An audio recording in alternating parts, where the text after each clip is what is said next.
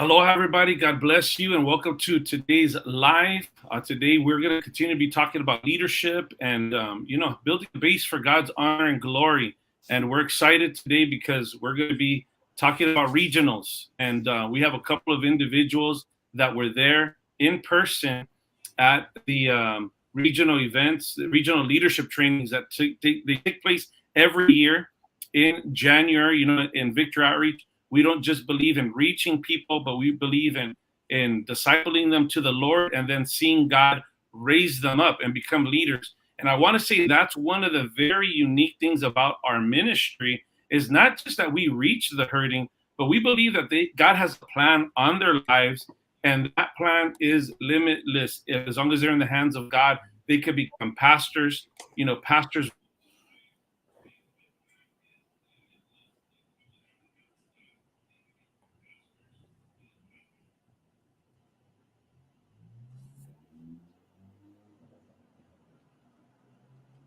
Wives, missionary. All right. Did I lose you guys for a second? Just for a little bit. Just for a little bit? All right. Did I freeze Okay. All right. So, okay, by the way, Crystal, usually you go to the regional meetings that are in Mexico, and I have the privilege of going also. This year we had to Zoom in, and we had some problems, some challenges there. It was a little bit challenging to really connect and receive, For those of you who don't know, our house got struck with COVID, unfortunately. And put it this way, basically out of 7 people that live in our house, me and Crystal were the only ones who didn't get sick. Right, Crystal? And Crystal, you dodged bullets. You've never gotten COVID, and you dodged it again. Crazy, right? But nonetheless, it didn't, because of that, because we were right in the middle of our whole house with it, we weren't able to go, right, to Mexico, to the leadership trainings, but we were able to Zoom in. How did you feel Zooming in? My entire job got hit too. I work at a foster home, and the entire place got hit. So I was definitely not in the clear to fly. So it was different for sure. But I was working at my job while the kids were quarantining, and I had the regionals playing and stuff like that, which it was really different. You had to tap in and stuff like that. But for the most part, I was grateful we got to Zoom in. Yeah, in Hawaii, I feel like our internet has been tripping though a lot lately. I don't know what it is, but a lot of our things that we do online seem to have been an issue lately.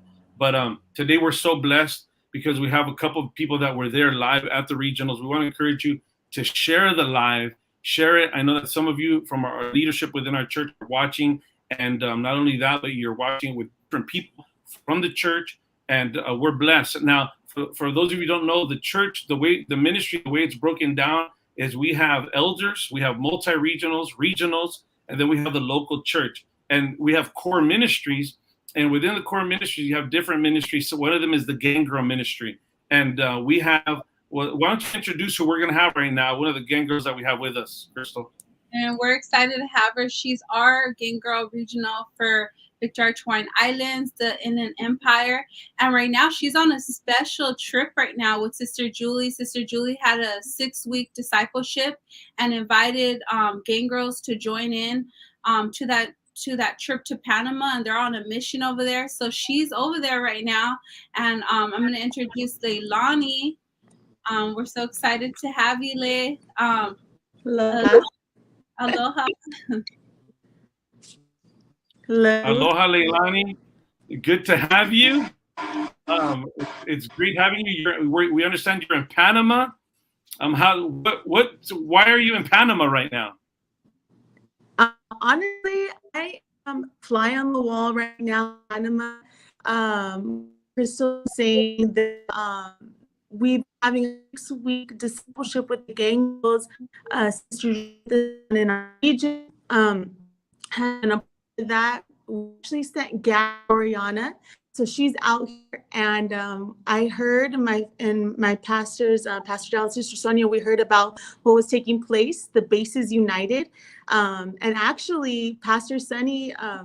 Originally, Sister Julie planned this and a mission trip with the gang girls. There's about 44 gang girls out here, cream of the crop. That came out here, to on a mission trip with Sister Julie, and Pastor Sunny tagged along, and he wanted to do a Bases United. So there's actually quite a few pastors out here, based from representing Africa.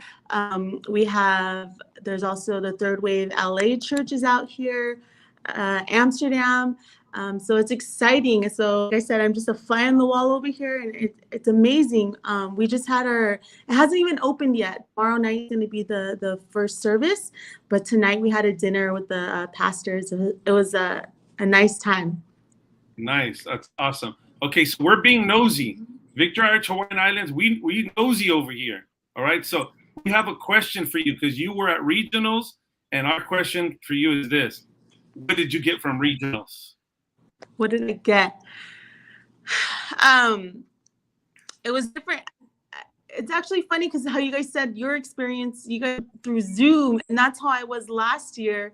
So this year was my first time in person, and what got me is I don't know if you've heard already, but the theme of this year is a year of acceleration, and something that I heard a lot over the pulpit was clarity, being clear communication, and like I said, acceleration is a theme. And so it just put a burden in me, to really make sure that I'm in step and I'm in tune with the power of God and understanding the power of God. Because I forgot what speaker it was, but I actually heard it a couple of times to know his power. He accelerates, like, because I know from myself, it's kind of, and I'm sure others could be like, oh man, like that's fast paced, and you don't want to miss out.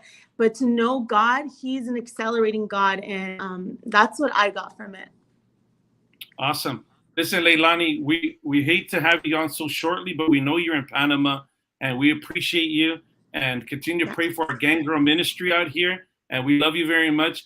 Send our love, our aloha to your parents, to Pastor Del, to let them know we love them very much, and and to everybody there in Panama. Okay, but we love you. Thank you so much for being on, and we know that you're out there in Panama right now. But thank you so much. Amen. Aloha. You. Aloha. Praise God. Amen. Leilani, for those of you guys, she was named Leilani because her parents were out here in Hawaii like in '85, I want to say. But we have with us also too, all the way from Arizona, from Phoenix, Arizona. And we have Pastor Israel, my good friend. I love him very much. Pastor Israel, aloha, sir. God bless you. Aloha. How you doing, man? Good, my friend. Man, it's such a blessing to have you here today. Man, you know what? Like I said, we don't want to be left behind as the islands, man. We want to be in alignment, And I know you were just there, and at the regionals. You're one of the regionals. You guys are to me one of my favorite regions, from one of my favorite churches, you guys are awesome. You guys, I told you on my text before that you guys are goals, like I know our church, we want to be like your church. You know what I mean? In other words, like we look up to you guys. You know what I'm saying? So we love your church. We love you, your wife, the whole team there, Pastor Tony, Sister Patsy. You guys are awesome. But even the guys in your region, that you oversee, good guys. You guys are solid people. Pastor, what to you is, what would you tell us is like, what, this is what it was about, regionals. Well, I think for me personally, when I go there, I always go with the expectant heart. What can be my challenge for this year? And I think a lot of it, from what I was getting from majority of the messages, evaluating myself and see how I can get better as a leader. We're talking about acceleration, but the acceleration comes in how fast can you master something? And mastering things ain't always fast. I know the big push is the bases, and in the bases, we have them all over the world. And that's how we're going to plant churches, internationally, but even building bases here in the States. And it's a perfect opportunity for missionaries to go on out and be a part of church growth. But I believe even in our local churches that we can do it. I believe your church can do it. But there has to be a group of people that stand up and says, I want to be the best at what I do, what God's created me to do, not what I fit in, but what God's created me to do. And I think that's where you find your lane, your confidence. When I was out there, it was a trip because I know God's called us to build a big church, and building a big church is not easy. You go through a lot, and I think that's why we went through everything we went through last year. We went through a lot of growing pains, but at the same time, in a sense, those growing pains are necessary, to get to where you need to be. And Pastor Sonny calls out for bases, and he calls out where they're going to be the mega churches, and that hit me, man. We're going to be the mega churches in Victory Outreach today. The Joshua generation mega churches, the pioneer mega churches, the third wave mega churches. Where are my mega churches at? And honestly, I really felt it in my spirit, and he confirmed it. But I believe that we're going to do it. But I also believe the work in it too. That's why we're real big on being a builder. Here in our church, everybody works. There's 3 things we're pushing this year. They're principles, but they're real strong. Like every service, we're hammering them. The first thing is generosity. The second thing is service. And the third thing is honor. If we get our people, especially the new people that come on in to have these 3 principles, there'll be nothing that stops them from growing and jumping in the pace of where we're at as a ministry. I believe this year is going to be a big evaluation year. Even with the region, we're doing things different. We bring everybody into us. That's the honest truth. I'm going to speak to you as family. And everybody comes. But then sometimes I feel that we're not receiving the growth as we would if we were accountable to that investment. So we're going hard in the paint, as far as our events and keeping accountability. Tomorrow we're actually having an event which I wanted to invite you guys out to. We're doing a leadership acceleration here in Phoenix with the Southwest region. Tomorrow night, one of my favorite speakers is going to speak, Tiana. She's doing our open heaven. It's a worship session. She has a message about being clear on the heart, purity. It's going to be an awesome night, hearing from the voice of God. So that's our open heaven night. We're going to have a lot of our worship teams from the region come and do worship. The following night at 7:00, I'll be speaking on vision. I'll be hitting on those 3 things: the generosity, service, and honor.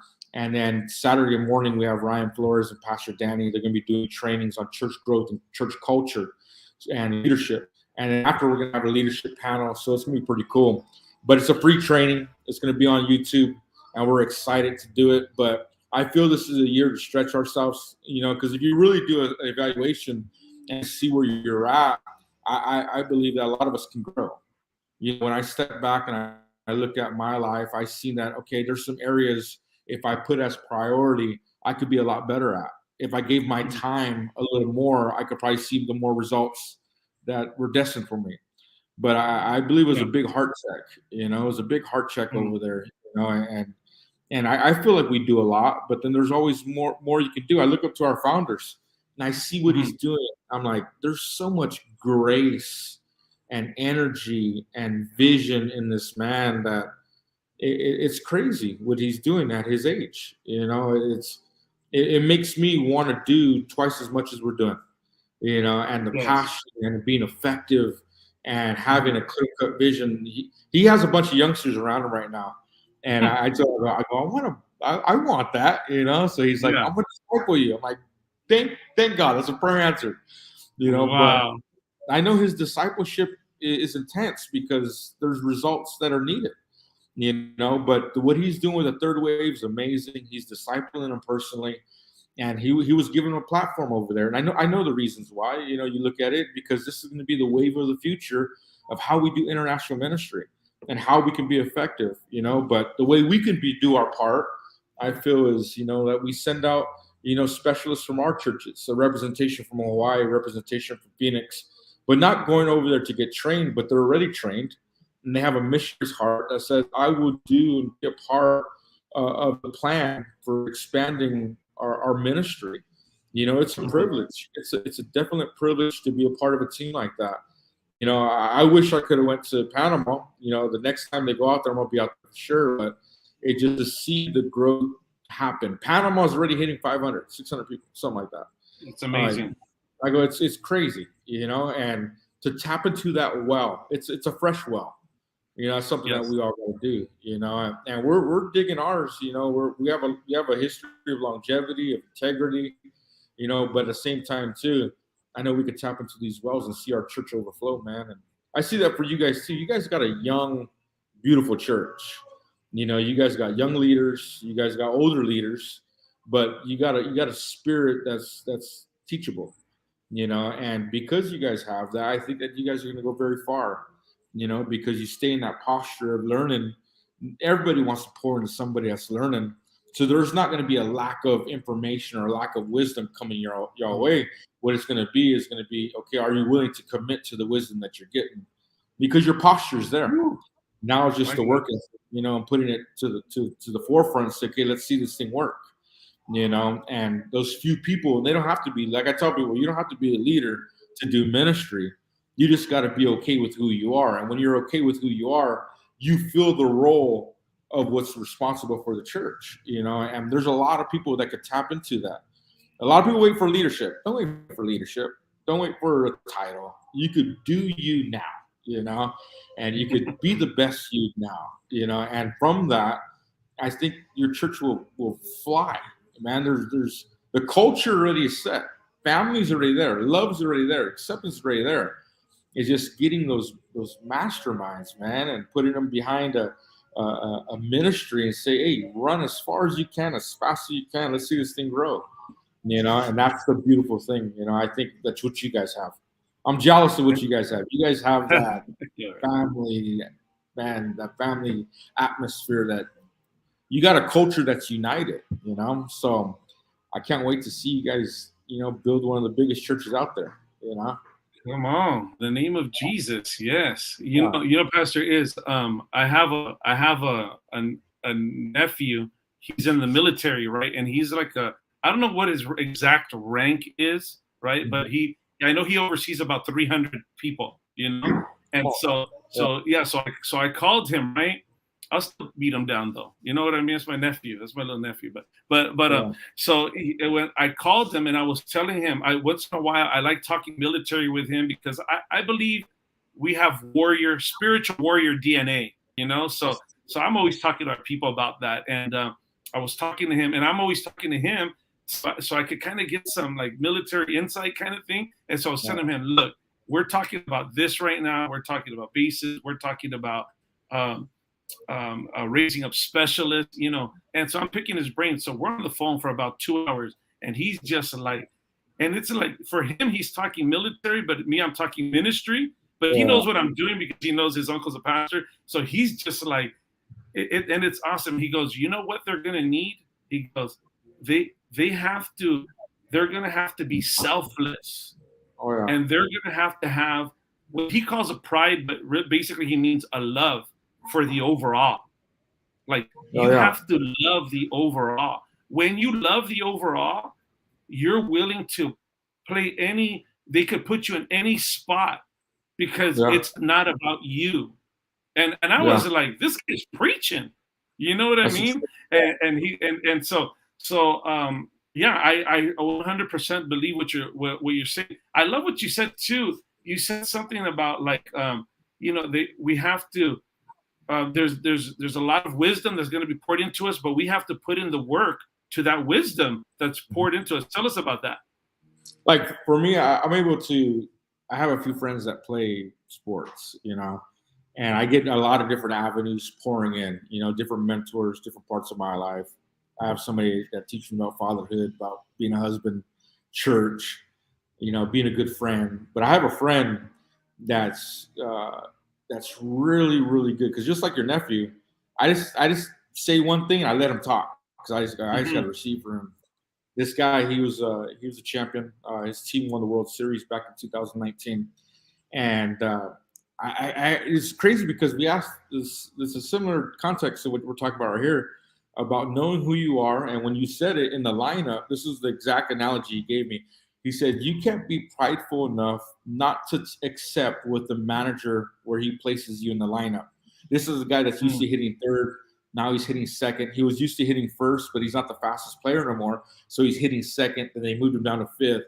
And he says, you just got to do what that position calls for, And I think for us, even in my life, sometimes a lot of us, we get a little prideful. I know I'm not the only one. And you feel like you could do things that you used to be able to do when you didn't have a family, when you're single and you could give 18 hours a day to Jesus, and it's like, I want to do what young adults do, but you can't. But you have to be okay with you in the lineup, So I take that wisdom and say, okay, where am I at in my life? Where does my slot fit? Where can I be most effective? Where can my skills meet the expectation of what people expect me to do, on a daily basis? And I have to be okay with that. And when you get better, sometimes they move you up. Okay, you're cleaning up your third hitter. But you have to be okay with it. And I think that's a lot of times is people are so wanting to be somebody else. They look at social media, they look at other churches, they only post the good things. And they say, I can never measure up to that. That's a lie from the enemy. God's created you, and God, like I preached a message. It's a few weeks back. If you go on our YouTube, you can find it. But I talk about Peter. And I talk about Peter's life on how the enemy tries to always tag you. I said this in the message. The only power the enemy has is the ability to rename you because he can't recreate you. He can only rename you. That's all he can do. And it's up to you to keep responding to that name where he'll keep calling you that name. Oh, you're a loser. You're a failure. He'll consistently call you by that as long as you respond to that. But when you know who you are, you may make mistakes. You may go through some seasons of failure. You may do all that. But as long as you don't let that stick to you and you say, okay, I'm comfortable with what God's called me to be. I'm satisfied. It justifies me. Then you live your whole life completely different. So the wisdom that does get poured into you won't flaw off because of what the enemy's trying to call you. But now you receive and say, okay, how can I apply it to my life? And that's where a lot of people, when they get that confidence, man, who they're called to be, they receive things different. Because I could tell you you're the greatest person in the world. But if you're responding to loser, then you won't accept what I have to tell you. But if you say, okay, I am confident in who God called me to be, then whatever I tell you now lands on fertile ground. And that's where you gain success. I have people that speak a lot of life into me. But it's only what I believe that is allowed to be settled. People throw seeds all day. But it's whatever I believe who I am, that's what's settled, and that's what I allow to grow, and I think keep speaking life over your people, man. Keep speaking life over them, man. Let them know that the devil only has the ability to rename. That's it. And it's only power is given when you respond to that name. Because he doesn't what are some mistakes you think that that people could miss this wave of what God is doing, right? What do you think would stand in the way of a leader, of a Christian, of a pastor, get in the way of them, because this prophecy of we're going to be basis, it's for them, it's for us, it's for all of us. So what do you think would stand in the way of that possibly? There's a lot of things. I think one of the big things is insecurity. Like, where do I fit? How does my role line up? How does my role look like this new wave of responsibility? Or doubt, or their ability to learn. Like, I don't think I can learn fast enough. A lot of stems from that. But that usually stems from, like, you don't think you have the ability to change. I know I could be like that, and I have to change the most, man. I have to get my heart right, get my mind right, and say, okay, this is the season. This is what you got to do. And from that, I think it's keeping our hearts pure, our minds clear, and allowing what's the season to take you. For me, it's like, the seasons may change, but that doesn't define you. You define that season. What I'm saying is, if God calls you into the season of building bases, then it's for a reason. What you have to offer the base is for a reason. How God's created you is for a reason. For me, I'm like, okay, how does my role fit in this? How does my role fit in internationally? What can I do? And my thing was, I just got to reproduce more people like we're doing that have the vision to go out, that have the vision to go overseas. You know, I got to produce a worship leader that wants to go overseas, a children's kids director that wants to go overseas, you know, a gang team that wants to go overseas. Not only that, but we have Columbus we're talking about. So I have a dual role. Okay, we're going to plant a church in Columbus, but then we still have to give to the mission field because that's who God's created us to be with this responsibility. And I can't let pride, because a lot of times we like to make excuses right away, like, oh, that can't happen. I only can give this much. And it's like, once you give what you got, it's all up to God after that. You know, it's all up to God. You know, you give what you got, then it's up to God. You know, a lot of us think, well, he got to be perfect because he represents me. No, your faith represents you as you release him to go out. You know, that's all he wants, you know. Well, the woman that gave the oil, you know, to the prophet, she didn't make sure it was purified, it was clean. No, she just gave the oil, you know. And it was up to the prophet, the man of God, to do what he willed with that oil. So for us, it's sometimes it's like, hey, they have to be perfect. They have to be my 10. Nah, just make sure they're saved. Let's start there. Make sure they're saved and make sure they have the principles. And then from there, just train them in one thing, that one thing, maybe two things, and let them be good at it. Because I know a lot of times we feel like, what can I give international? What can I give the base? So what can my church offer? No, if you're here in this time, in this now, God has you here for a reason. You know, it's up to you to find that. You know, don't let the enemy lie to you and say that this is not your season. No, if they're winning, I'm winning. And I think that's where we put down the thing instead of saying as individuals, we got to look like what we say it in it was cool to read it. We say it in our region that we're many houses, but we have one heart. You know, that's our big statement. We're many houses, we have one heart. But what they said, I seen in the promo today, was that they're many bases with one vision. I love that. I'm like, yes. I love that. They're one big team. And I think that as we go forward and international is looked to as one big team, sacrifice won't look like sacrifice no more because we're giving to our team.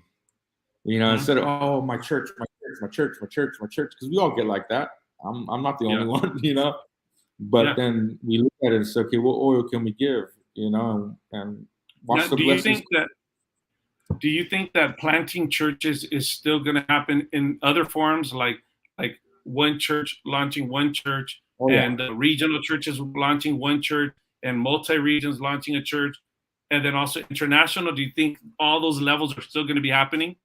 Oh yeah, they have to happen. They have to happen, or else what we're looking for in multiplication will now become addition. The church, we still have to watch out. Like for us, we're looking at North Phoenix, or we're looking at East Phoenix and South Phoenix to launch from just us. From our from our region, we're also launching a Spanish church to New Mexico. That's actually happening within the next 3 months. From there, actually El Paso, Texas. From there, our multi-regional plant, we're launching a church to Columbus. So that's still happening. You know, we're going to talk about that on Friday night. But yeah, that has to be in the works. So it's all of us. But then international flow, I know that the team they say it's one team because Guadalajara and Panama, sometimes what one lacks, the other has, and they'll send somebody across. So they work that way, which is phenomenal. And I think on the international scope, that's going to be the most effective way, or else you'll have a team across the world that's suffering, you know, at the sake of trying to build their own, you know, and they have that responsibility. And it's crazy. We'll take it on. But then what more gives that confidence knowing that, hey, if I'm suffering in this area, I could get somebody to come on in and it'll accelerate the process on my side, you know? So I love the way international, how they're going to do that. It works perfectly if you really think about it. But for us as a local church, we still got to send out churches to our local areas, to our states, you know, work as the region to send somewhere else. I know for us, we're going to hit the Midwest. You know, that's a big part of us. We want to hit the Midwest, man.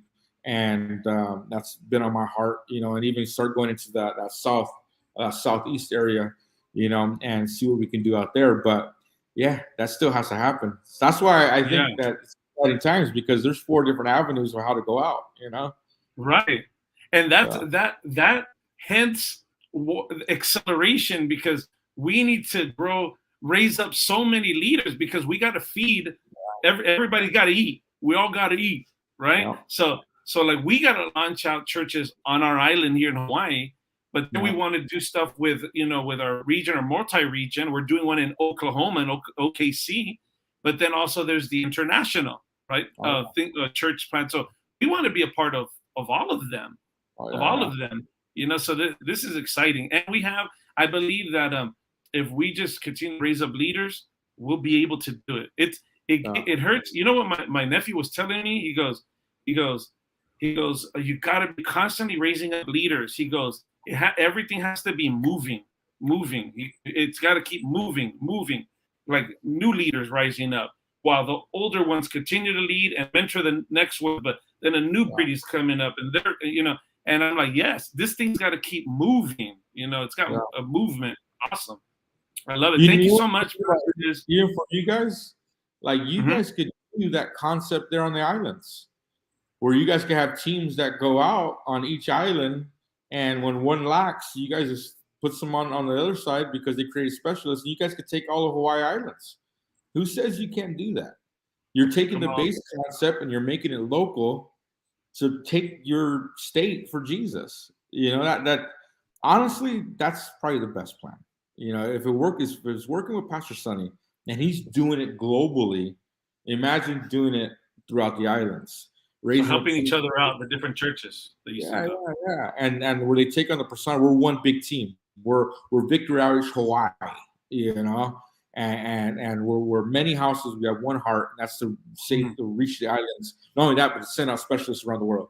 But you guys can do it. You guys could use that concept and say, okay, we're not going to build just our own churches, which are still going to happen, but we have that in the back of our mind. If we want to win the state of Hawaii, then this is maybe something that we can approach it with, and then people will be more committed to doing it, Yeah.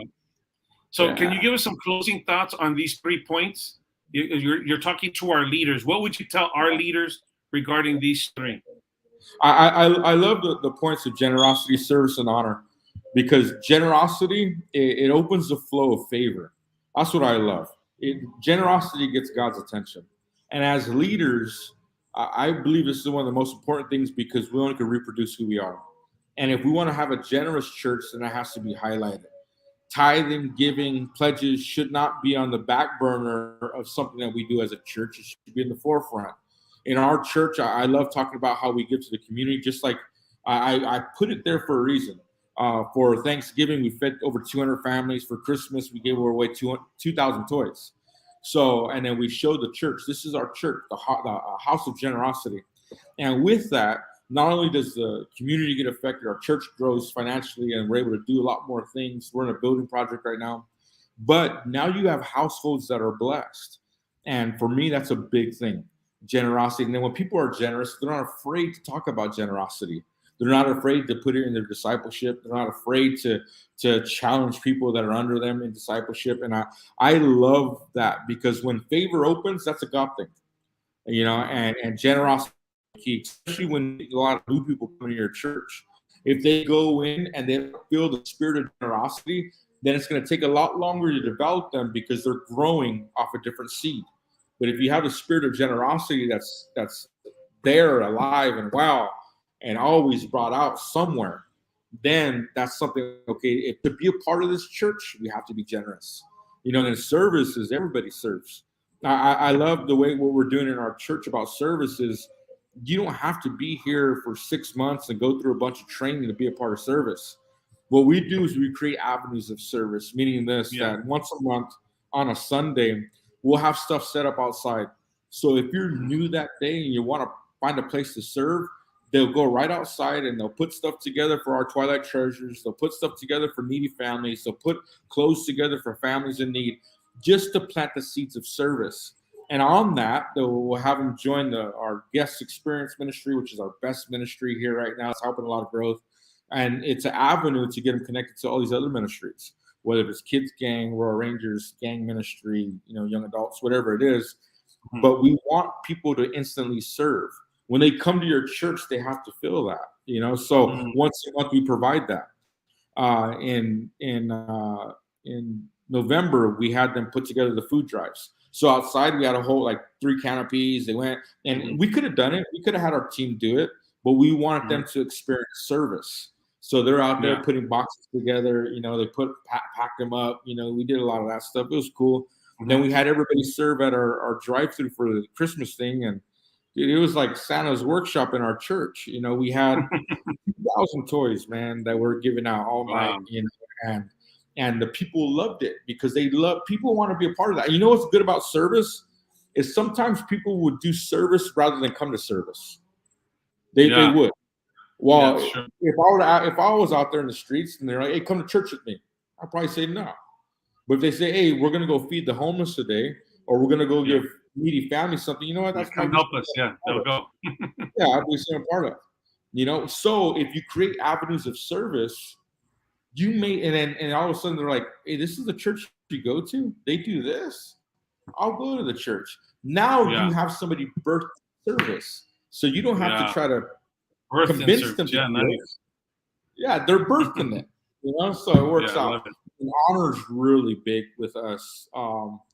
Honoring our leadership, and what honor is knowing the story. Knowing the story, meaning that they, like in our hallway, we have Pastor Sonny and all the legacy of how our church was started. And honor is big because if they could tell the story and they could tell, okay, 1967, we got established there in East LA, and they go on to where we're at today. It shows honor. When you have honor, then you have appreciation, when you have gratitude, and a lot of different elements come from honor.